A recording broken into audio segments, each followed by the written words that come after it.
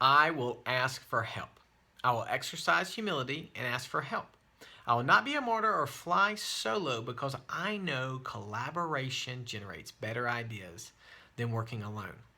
At Slappy, I think we do a great job, of asking for help when we don't know what to do. It's kind of, hey, I'm stuck, I don't know what to do, we ask for help.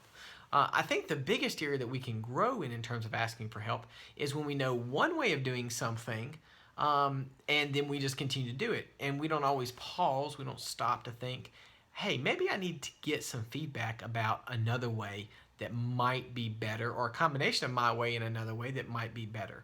I think about this story that John Godfrey wrote back in the late 19th century. It was called The Blind Man and the Elephant. Many of you have probably heard it in some context in your life.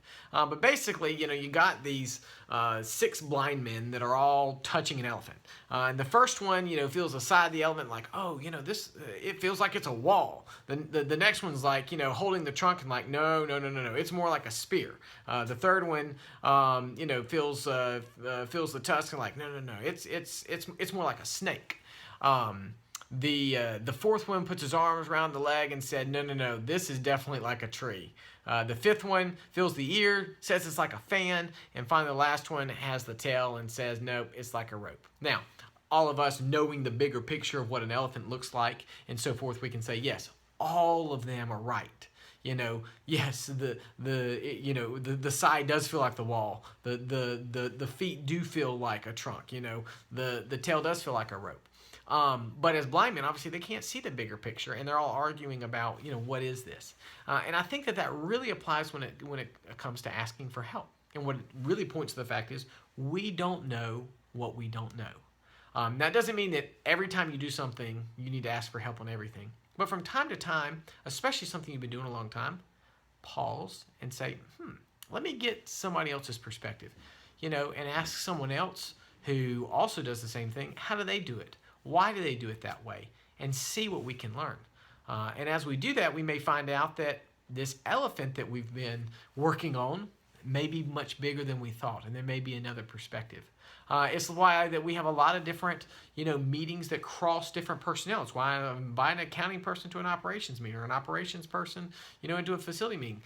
We have those meetings because different people see different parts of the elephant, and as we come together, combine ideas, talk about, hey, how can we improve?